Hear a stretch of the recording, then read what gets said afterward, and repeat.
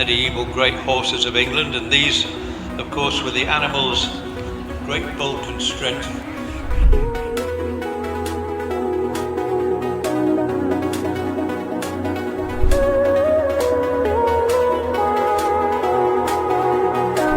Next to go then is number 54. This is Bethany Morgan, and she rides Freddie.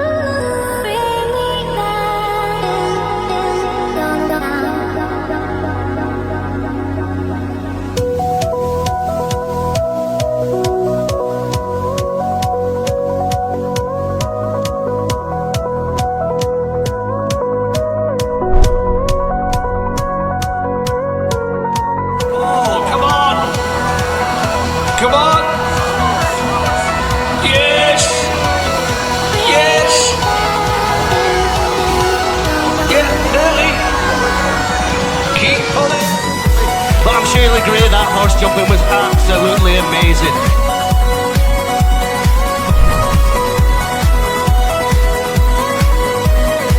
Make some noise!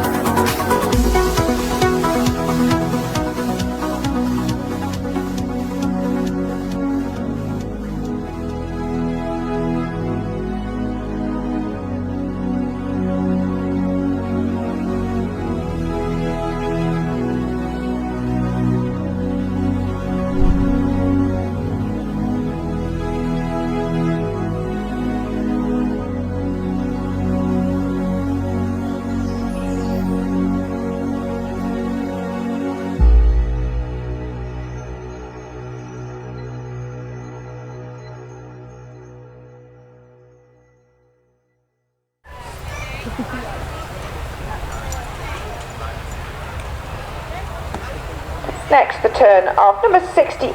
This is Isabel Harrison, and she rides Raffles.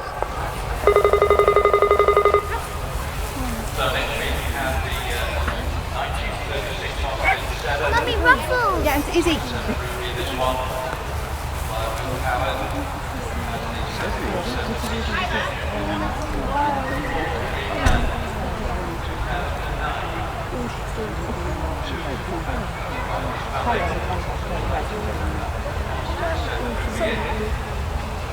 For this one,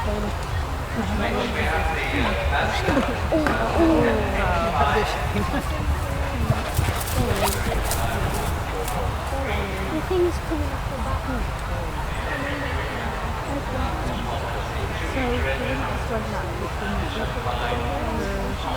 We don't know who that one was. No, what was the one that went earlier? With the stirrup come off? Yeah, that was Lashes. Oh, it was Lashes. It's just one soul.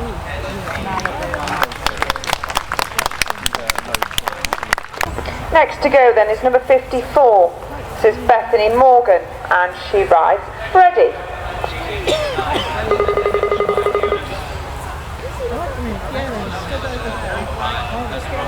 Oh yeah. Couldn't see her face. I don't know who else is with them, whether it's Haley or something. What different you mean? Yeah. Yeah, that'll be Next show we have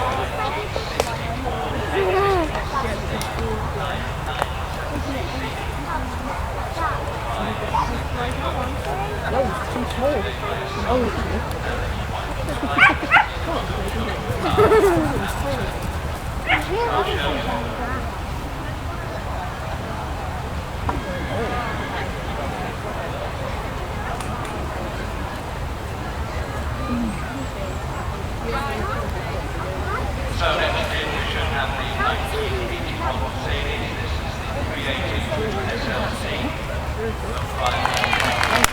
Yes, what a super round that was.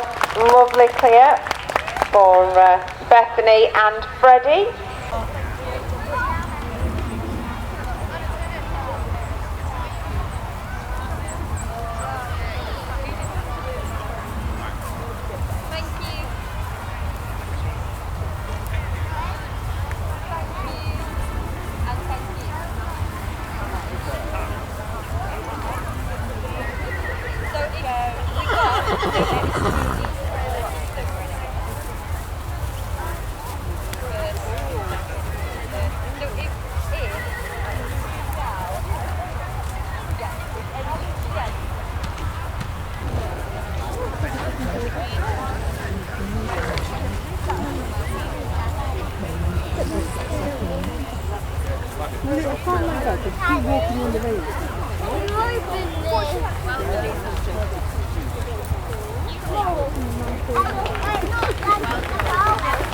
Yes, well, all the way around there for Emily and April.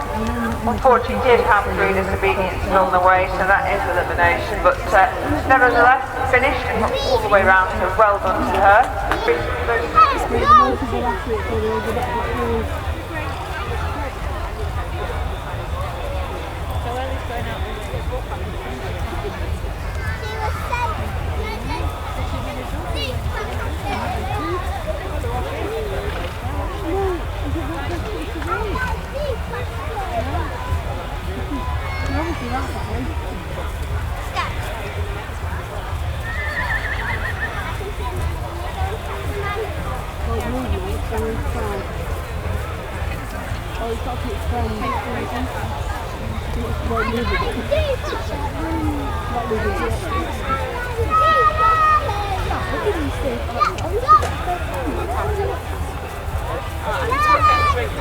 Ellie!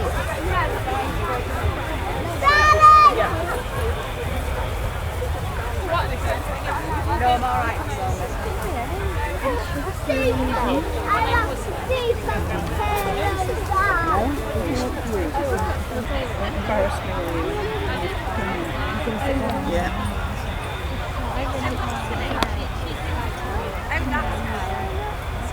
Very interesting Field Marshal Mark II. It dates from 1954 and was purchased in the early 70s. When it was built as a shunting tractor for a railway yard up in Lancashire. And the current owners had to change the piston, so they had to convert it back to an agricultural tractor so they could actually get the piston out. If you care to look at it later on in the day when it's sat back amongst the parade of tractors, you'll see that the piston is actually horizontal and sticking out of the front. Following the Field Marshal, we have a series of lovely grey Ferguson tractors. The Fergie was a collaboration between Ford and Ferguson to start with, and then Ferguson went on his own, fitting them originally with a standard engine for petrol and for TBO working, and then fitting later models with diesel engine. You can see there's a variety of attachments on these tractors. One has a circular saw, one has a loading bar for the front, and quite a few of them have transport boxes at the rear. Ferguson made literally hundreds of different attachments to go on to the 3-point linkage, which was his patent. and those grey Fergies are in use still today. They started producing them in the late 40s, and they're still being used on farms and small holdings today. Following the Fergusons, we then have the start of the Ford tractors. There's a variety of Fordson Majors and Fordson Power Majors. And the third one there is an interesting conversion. Many farmers would have converted their tractors to have specific uses, but this one is driven by Nigel Wardle, and it has a high ab on the back and a power winch on the front. You may remember Nigel from the last show in 2019 when he brought a Lafrange Speedster.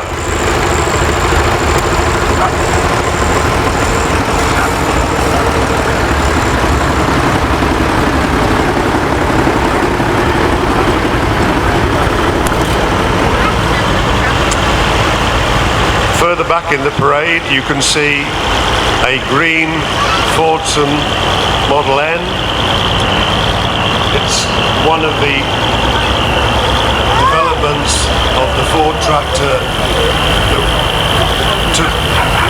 Henry Ford started his tractors with the Model F in 1917 and finished with the E27N, just still a development of that same tractor in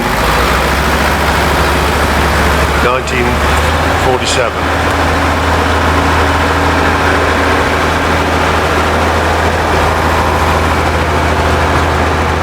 And then we have, going across the top of the arena, a series of David Brown tractors. David Brown, a manufacturer of gearboxes, and you possibly remember of also early Aston Martins, got into the tractor market in the late 40s, and there's a series of David Browns there. Unfortunately, we hope to have a David Brown Cropmaster with us, so I could make reference to the wide padded seat that the Land Army girls used to ride and enjoy that tractor rather than the cast iron seats that you see on many of the vehicles in front of you.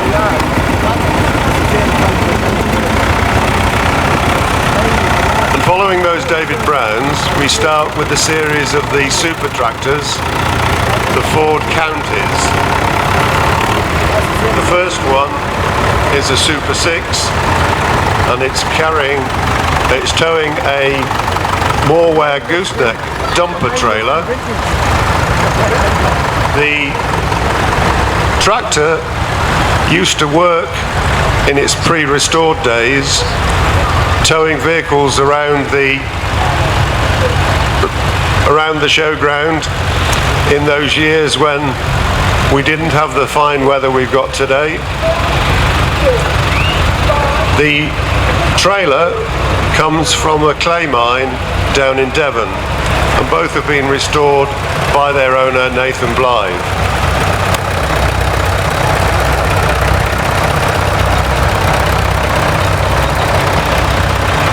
And behind the county tractors we have a small RAF truck.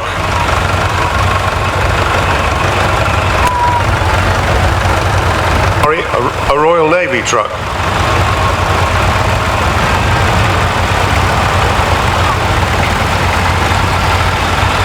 And behind that we have the John Deere, a 1965 John Deere 1020, which is being driven by Nathan, who is currently running the vintage machinery section. That's a massive road, isn't it? They've extended it.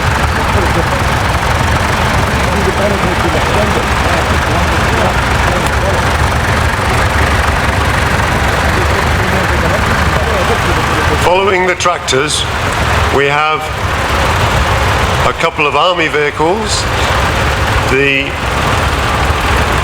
Land Rover with the trailer is known colloquially as a lightweight, or officially a half-ton Land Rover. It's 42 years old and the current owner's had it for 20 years. The trailer it's towing was a converted trailer to become a battle damage repair trailer, and that dates from 1969.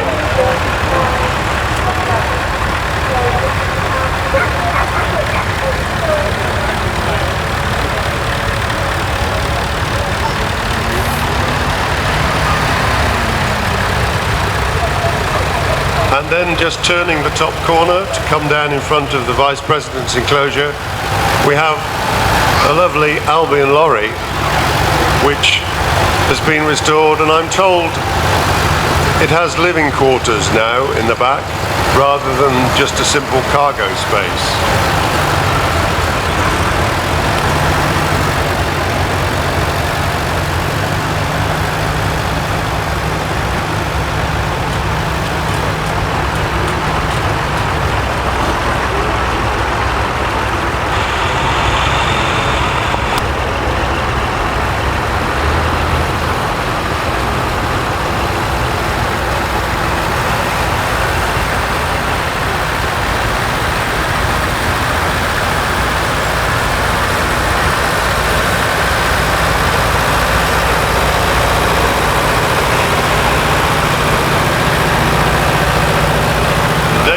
Just going in front of the commentary box now.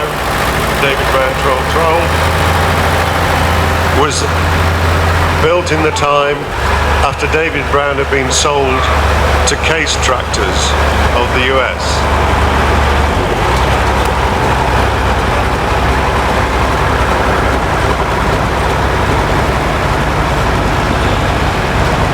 And the vehicle just going in front of the commentary box ahead of the Land Rover is a troop carrier owned by John Winterbottom.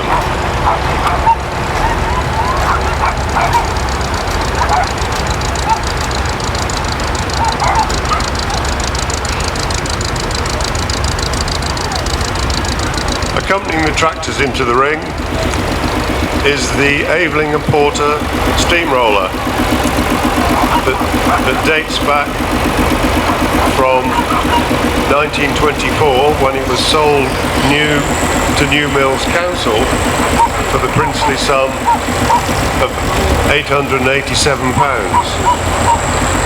It was sold in 1970 by the council and was restored by two chaps in Birch Vale, and it was bought by the current owner in 1987,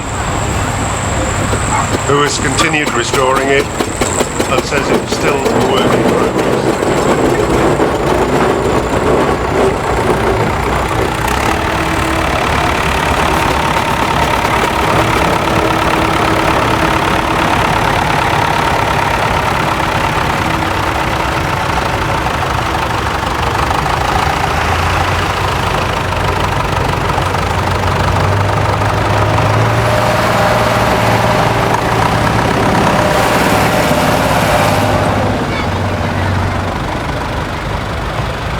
Well, as the tractors line up in front of the VP's enclosure, you can see the whole range of tractors going from the early 40s through to tractors from the 70s and 80s, and in fact the Super 4 and Super 6s come from the 90s.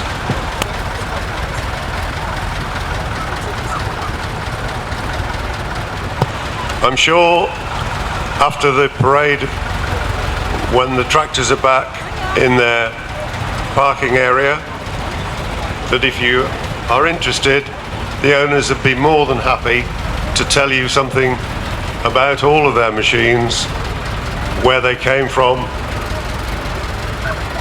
and how long it's taken them to restore them, and any other questions you might like to ask.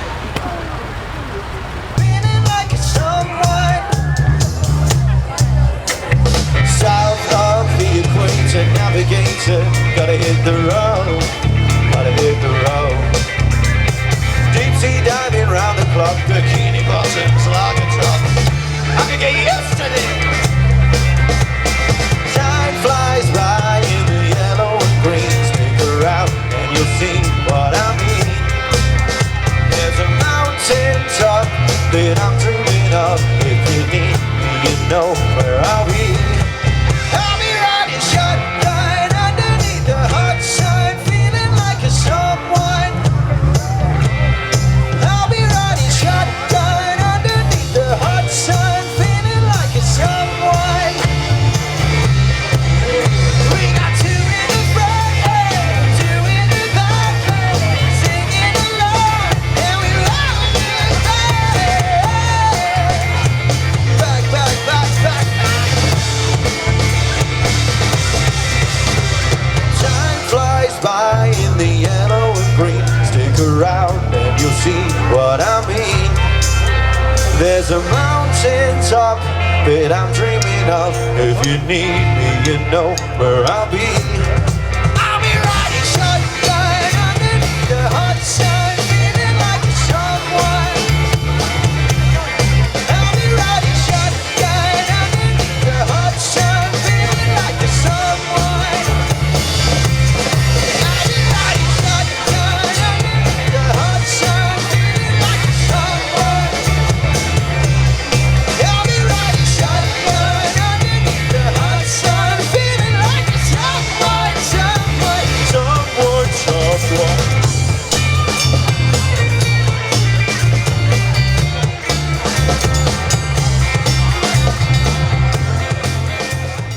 Introduce you to, ladies and gentlemen, is a guy here on the quad. Now this guy's name is Mark Bentham, and he is a former motocross rider. However, after many years of doing motocross, decided to retire and come along and join our stunt team. So now he does a little bit of work on the quad, but mainly he looks after all the vehicles. So ladies and gentlemen, make some noise for Mr. Mark Bentham. Now moving over to the young pup of the team, this is 26-year-old Mr. Jay Bentham. This is actually Mark's son. Now Jay used to be a British and European motocross champion. However, when he was about 21, 22, he decided to retire from motocross. And he joined Stunt World in 2019. And once again, this guy has been to many places around the world, including Bahrain, with the Spanish stunt team and Stunt World International. So ladies and gentlemen, make some noise for Mr. Jay Bentham! Now ladies and gentlemen, the guy I'm walking over to here in the far corner of the arena, this guy and me go back many years. In fact, it is only in a couple of years' time that me and this guy will have been working together for 40 years, believe it or not. He actually joined Stunt World in the same year as I did, 1986-ish, okay? I'm saying ish because I can't remember because I'm getting a bit old, okay? And me and this guy here has got many stories I could tell you, but as I can see, there's many children around this arena and a lot of them I can't see in public. Correct. So ladies and gentlemen, make some noise for Mr. Stuart Shaw!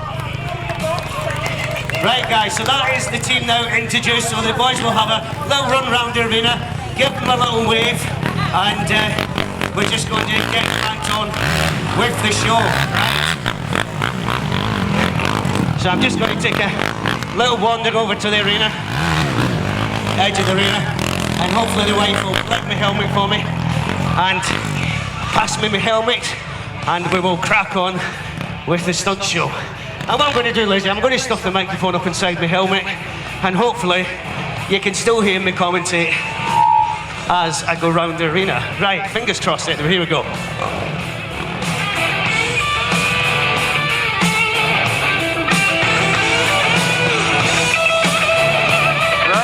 So I hope they can still hear me.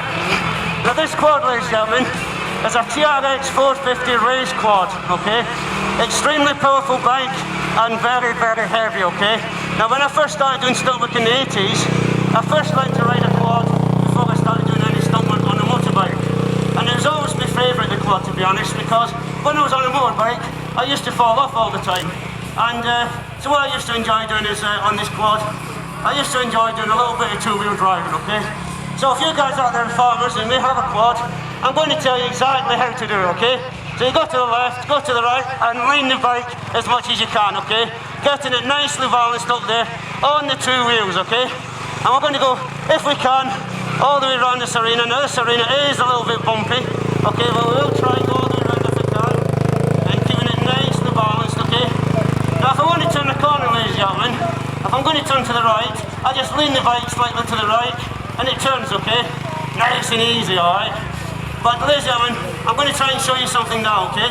If you want to turn to the left, okay, it's a lot more harder, because what you're actually doing, you're actually going over balance point, okay? So your bike is nearly going to fall over, and you're actually turning the bike in on itself, which is extremely difficult for an old man like me. And I nearly hit the Jeep. So let's try that one more time. Try and get a little bit more speed going. Up into third gear. Keeping the bike nicely balanced. Now the faster you go, ladies and gentlemen, when it is really bumpy, you can fall off. You can see this quad bouncing up and down. So I'm going to go down into first gear, and I'm just going to go a little bit slow, okay? No reason than the fact that I'm getting tired. Alright, and the arms are aching like that.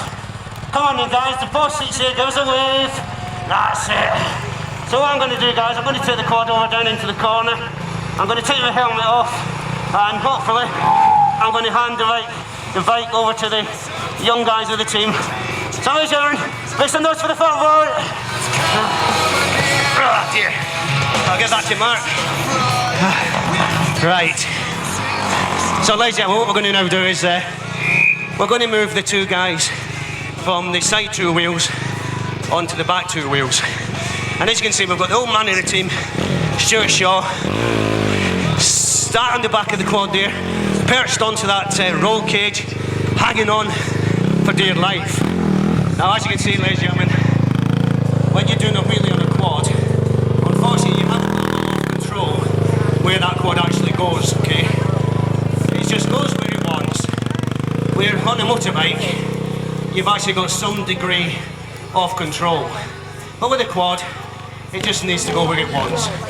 So if it does come towards the audience a little bit too close, the boys will just drop the front wheels down and reposition themselves. So come on guys, give them a wave, give them a cheer, give them a shout, throw things at them if you wish, bras on the way, whatever you want to do. Did they come off the back there? Oh, it sounds like there's a noisy bunch down here. Once again, this is a TRX 450, ladies and gentlemen, the race quad. We've got about 12 or 15 events left in this summer season of ours. Then in December, we all fly over to Bahrain in the Middle East to do a show over there. So ladies and gentlemen, boys and girls, make some noise for Jay Bentham and Mr. Stuart Shaw. So when you all get home today on your farm, get your quad out and have a little go at that, alright? You'll love it, alright? And kids, go to your grandmas and do it, because they'll let you get away with anything, alright? Your parents might not, but your grandma will. Right, so what we're going to do, ladies and gentlemen, we're going to get the boys off the quad, and we're going to move on to the two wheels, okay? Because these guys both much prefer being on their motorbikes. Stuart Shaw, the guy in the white, the old man of the team, he is riding a CRF 450. Jay Bentham, the guy in the black, he's riding a CRF Honda 250. Now these guys, ladies and gentlemen, have got completely different styles of riding bikes and jumping. Stuart, very much old school. Watch him as he jumps this bike. He'll probably get up to like 4th gear, mid-range, and hit the ramp So ladies and gentlemen, put your hands together for the old man in the team at 56 years old, Stuart Shaw, give him a wave! Oh, a little bit heavy landing there. Followed by the young man in the team at 26. Jumps in third gear, revs the bike a lot higher. Jay Bentham!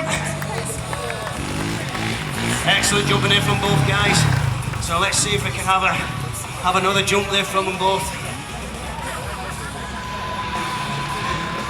First of all, Stuart Shaw over the small ramp, give her another wave. Oh, nice jump there from Stuart. Followed by Jay Bentham on the small off the two ramps. Once again, listen to Jay's bike, how it revs a lot higher than what Stuart's does as he gets up to the ramp. Oh, nice jumping in. Ladies and gentlemen, make some noise for Stuart Shaw and Jay Bentham. Right, I think what the boys are going to try and do now is they're both going to try and get in the air at the exact same time. Hopefully one will hit one ramp and the other will hit the other ramp. And fingers crossed, they will both be in the air at the same time, giving each other a little look, a little wave. Oh, ladies and gentlemen, make some noise. Took off at the same time and even landed at the same time, pretty much. Right. Oh, I tell you what, ladies and gentlemen, I'm sweating like a fat lad at a disco. Oh, it's warm, isn't it? Wow. Well, that should have been reversed. Right, here we go. So what we're going to try and do, ladies and gentlemen, and ladies and gentlemen, if you can see this Jeep I'm driving, okay, I want to apologise for the little dent in the side here, okay? Up until last weekend, this vehicle was virtually brand new. However, I decided to roll it over on a show by accident, all right? That's why it's a little bit bashed. So, just forgive the little bashes in it. Right, so it looks like Stuart's ready. So we are going to try and do what they call a crossover. Stuart's on his way. Can I get under the ramp as he goes over the top?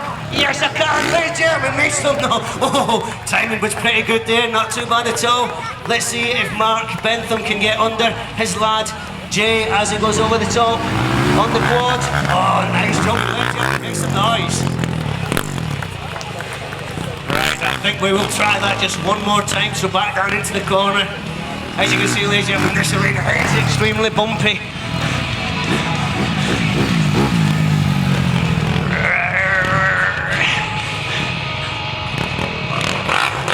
There we go.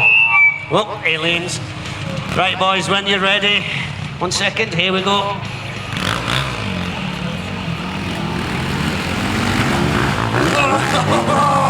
think that was perfect, ladies and gentlemen. Make some noise for the boys. Right, so we're just going to put these vehicles away for a second, back into the compound, and we're going to move on to something a little bit unusual, okay? So just give us 1 second to put these vehicles down in this corner. And what we're going to do is something a little bit special, a little bit unusual, and a little bit silly, or a little bit different, should I say, okay? Because, as you can see, ladies and gentlemen, the quad has got a cage on the top, all right? And we've also got another vehicle, which has also got a cage on the top. And this is a little YZ125, okay? Now, we'll be honest with you, ladies and gentlemen. YZ, two-stroke bikes are not my favourite, okay? However, as you can see, when it comes out, we have put a cage on the top of this bike. And we're going to get Jay to do something that is extremely unusual to a bike rider, right? We're going to get him to put on a couple of seatbelts, which is very unusual on a motorbike. And we're then going to get him to pull the front brake as hard as he can. And fingers crossed, he'll go over the handlebars. Now, if this cage works as it should then land, hopefully, back on his wheels. Well, that's the plan, okay? So, this bike has actually been in the garage in the week because, unfortunately, last weekend, we managed to blow the engine up. So the engine's been rebuilt, ready for work. Now, when Jay was a motocross rider, ladies and gentlemen, a few years ago, it was actually a YZ125 that he used to race. So he actually really likes these bikes. So as you can see, ladies and gentlemen, this bike has got a tyre on the front. If you can see it when it slows down, maybe, it's got some spikes on there, okay? And the reason for the spikes is so he can get as much grip from the front wheel into the floor as possible. So what Jay's just doing, he's just going to go around the arena for a few seconds just to get that engine nicely warmed up, okay? Because on a two-stroke bike, you really need to make sure the engine is nice and warm. So here he goes, getting that engine nicely warm, checking them front brakes over, getting them brakes nice and warm. So hopefully, when he pulls that front brake, the bike will roll over. So remember, ladies and gentlemen, make some noise for Jay Bentham. Ooh, here he goes, ladies and gentlemen, Jay Bentham. Oh, he fooled me there a little bit. He did a little bit of feather on the brake first. I thought he was going to go for it. Then he paused and went for it second time. I think he's going to do one more. Oh, is he going to do it in the same place? He was just checking his seatbelts there to make sure that they're nice and tight. Looks like he's going to go for it this time, ladies and gentlemen. So remember, when he pulls that brake, make some noise! Oh, ladies and gentlemen, Jay Bentham! That looks really good fun, that, doesn't it? Yeah? Well, ladies and gentlemen, what we're now going to do is we're going to bring Stuart Shaw in on the quad. Now, this was a stunt that I used to do, okay? And I used to roll this quad just like you saw Jay do on the bike. However, and I'm not blaming my weight, okay? But one day, the seatbelt that I was wearing snapped. So I actually rolled the quad, and I managed to fall out of the quad.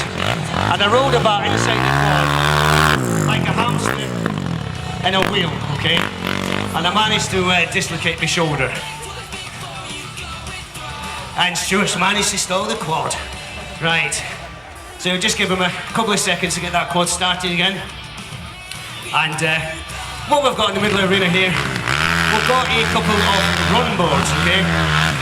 So what we're going to do is we're going to get Stuart to go onto those two little run boards.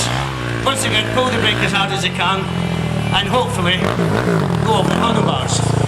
Now, ladies and gentlemen, believe it or not, it's a lot more difficult to roll this quad than what it is the bike, okay? Because the bike has only got one front wheel and one brake caliper. This quad has obviously got two front wheels and two brake calipers. If those brakes do not slam on at the same time, what can happen is it can go on his side or even maybe just roll on one bar, okay? So let's see if it can get this quad over. Now this arena, it hasn't got a very big run up. It needs to be as straight as it can, get as much speed as it can, second gear. Pulls the front brake, over the handlebars, ladies and gentlemen, make some noise, Stuart Shaw. Oh, he'll have a massive smile on his face. I'll tell you what, actually, Stuart, let's try that one more time, yeah? And I'm going to give all you guys out there a real good opportunity to take a photograph, okay? Because at the very same time as Stuart rolls that quad under the ramp, hopefully we're going to get young Jay Bentham in the corner there to get on his bike and jump over the top. That's the plan anyway. Right. Once again, Jay coming out on his CRF Honda 250. Stuart's in the corner. Need to make sure I'm not stood in the way. Right, here we go, ladies and gentlemen. Remember, when these guys set off, it's your job to shout and cheer and make as much noise as you can. Right. So it looks like Jay is ready. Jay will just look at Stuart, give him a little head, give him a nod. Here he comes, Stuart. And he's upside down and Stuart, and Jay's over the top. Ladies and gentlemen, make some noise for Jay Bentham and Stuart Shaw.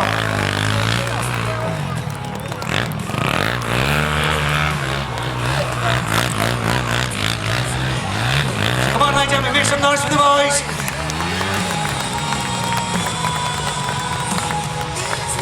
And he's managed to stall the quad again. Stuart, you need to learn to ride that thing, mate, honestly, you really do. Right.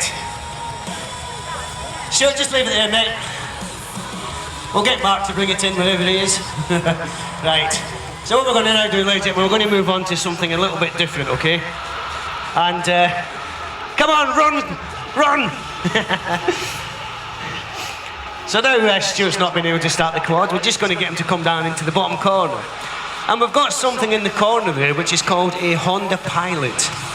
Now, ladies and gentlemen, I don't know if anybody out there knows anything about Honda Pilots, but they're a little one-seater off-road buggy. Now, Honda only made these for 2 years, okay? I believe it was 1988 and 1989. However, so many people got injured really badly or even killed on these, and Honda kept getting sued, they decided to stop manufacturing them, okay? So they are extremely rare, and there's not many of them actually about, okay? So we're just going to give Stuart a couple of minutes, once again, in the Honda Pilot, to see if he can just get that engine warmed up nicely. And what he's going to attempt to do is, using this little ramp at the far side of the arena there, he's going to attempt to get this Honda Pilot up on 2 wheels. Now, ladies and gentlemen, both myself and Stuart learnt to do 2-wheel driving in a vehicle on concrete or tarmac. And it's extremely difficult, okay? Because basically what you're doing is you're getting the vehicle up to balance point and you're driving it to try and keep it on balance point. However, on grass like this, it is 1,000 times harder, okay? It really is like driving a vehicle on a marshmallow. Really, really horrible and difficult. So, we're going to let Stuart have a go first. And I don't know if Mark can maybe bring me the Jeep over. Oh, he nearly went straight over. Oh dear. Stuart, have one more go, mate, yeah? I was too busy talking to the people in the corner and I didn't see what happened. But I think he nearly went over on his side straight away. Right, let's try that one more time. Oh! Right, that ramp might be in a little bit of a divot, which is making that little bit too high. So what I'm going to do, ladies and gentlemen, is we're going to give Stuart one more go at that, and that really makes it more difficult for myself, because if that ramp, oh, that's a little bit better. Ladies and gentlemen, make some noise for Mr. Stuart Shaw. Oh, is he going to go down the corner? Is he going to keep going? Oh, ladies and gentlemen, make some noise for Stuart Shaw. You know what? That puts me under pressure now, ladies and gentlemen. Because you know how I told you that the Jeep has got a nice dent in the side, yeah? Up until last weekend, it was perfect, all right? Right. And I've not actually done this stunt since I put this hole in the side. But we're going to have a go anyway. So I'm basically going to attempt to do what Stuart's just done, but in this vehicle, all right?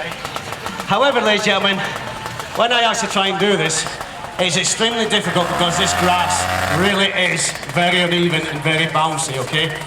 But we'll have a go anyway. So I kid you not, ladies and gentlemen, get your cameras ready because it is a really good chance that this vehicle is going to end up on its side again, all right? But we'll have a go anyway.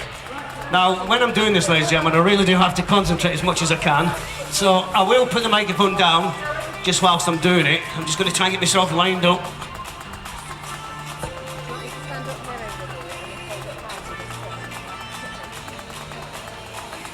Right, I think that's about right. So what I'm going to do is I'm just going to put my seatbelt on. Now you may notice, ladies and gentlemen, that I have got both windows on this Jeep actually open. Now, there's not a reason, well there is a reason for that. It's because if this Jeep does go on its side, A, it stops the glass from breaking, and it means I can get out the window if it's, when it's on its side, alright? So I am going to go quiet for a second whilst I do this. But like I say, absolutely anything could happen here. So I'm just going to try and concentrate the best I can. Here we go.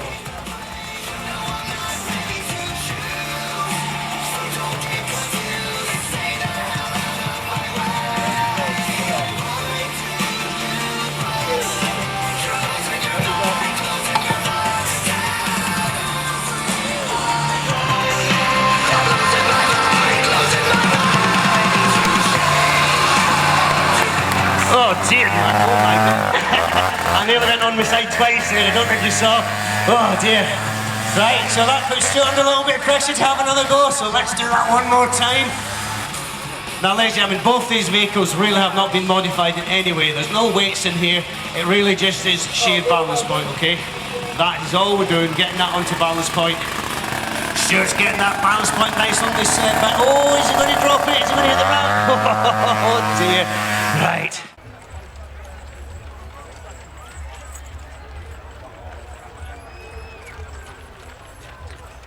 So yeah, they were the ones that carried the knights in full armour weighing up to 30 stone. And in Elizabethan days, for some time after, powerful horses were needed to pull the heavy springless carts and coaches over the rough roads of the period, or over country with no roads. These, of course, were the forebears of the horse, which some 200 years ago came to be known as the Shire. And of course, until mechanisation, the Shires were England's most popular workhorses. They worked on the land and pulled drays in the towns and cities. In height, Shires can stand up to 18 hands, and an average Shire weighs about, I'd say probably about a ton. And in spite of their great height and weight, they're exceptionally kind and gentle and are very honest and willing workers. Mr. Massey there will be looking for the conformation. They're big barreled horses with long legs, carrying lots of feather. The head should be in fine proportion to the size of the horse. The eyes large and kindly. The ears long, lean and sensitive, and the neck should be long, slightly arched and well set up to give the horse a commanding appearance. The shoulder is deep and sloping, and the usual colours of the Shires are bay, brown, black and grey. All the dark colours having liberal white markings on the face and legs. And recently, thank goodness, there's been a great revival of interest in the Shire, and there are increasing numbers of classes for them at agricultural shows throughout the country. And in some parts of the country they still work the land, and several firms, of course, of brewers still use them to pull their drays in the city streets. So once again, delighted to have just this one exhibitor in this class. The class being judged by Mr. Massey. He's now had the cart inspection. Now, just ask a few questions of the driver to see what sort of conformation the horse is showing. Now he'll do a tack inspection, breech and chains, the straddle, and going up towards the collar and the hames, and then an inspection of the bridle. Well, he's made his decision. Mr. Massey's made his decision. So give him a round of applause, ladies and gentlemen. The winner in this class. And we're also delighted to mention that Mr. Massey, our judge, is 90 years old today. So well done, Mr. Massey. 90 years old today, can you believe that? Looks about 60. Mr. Massey's been judging classes for us here at Poynton Show for many years.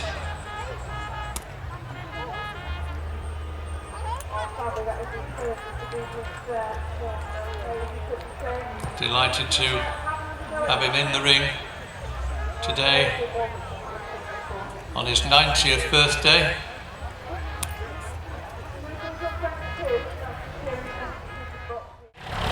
With a glass partition from the front to the back. This one's owned by John Potts of Wilmslow, who tells us that he can just about get 10 miles to the gallon out of this one. We're bringing their 2002 Rolls-Royce Silver Seraph into the main arena.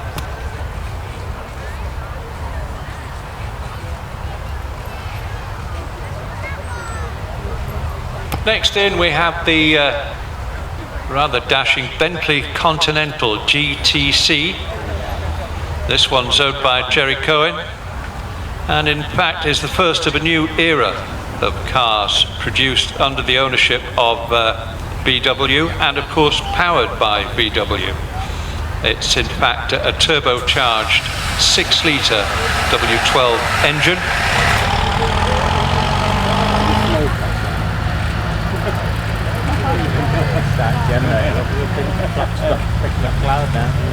So my thanks to all concerned in the Rolls-Royce section. Delighted to have so many exhibitors once again this year. We had 2 or 3 last year, and each year we increase our membership. So if you'd like any further information about becoming a member of the Rolls-Royce Club, you don't need to have a car. You just need to be interested in the Rolls-Royce company, the Rolls-Royce brand, and any of these exhibitors will be delighted to talk to you and give you information about clubs that you may be able to join. So now we move on with the Club Lotuses. And the first in is the Lotus Elan. It's a 1970 registration SCA 384H. And as featured in the TV series The Avengers, starring Diana Rigg as Emma Peel.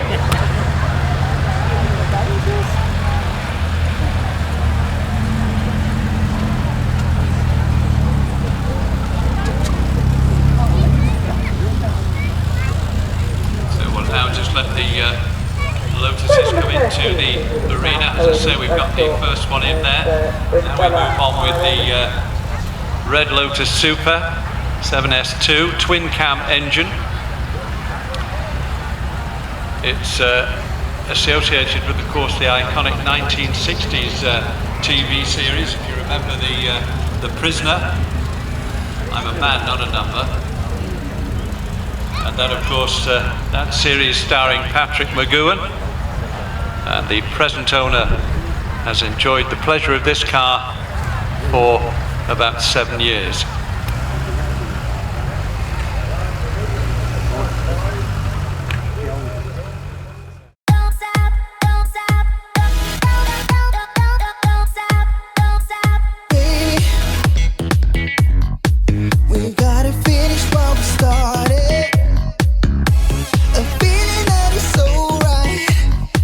Let's make it happen.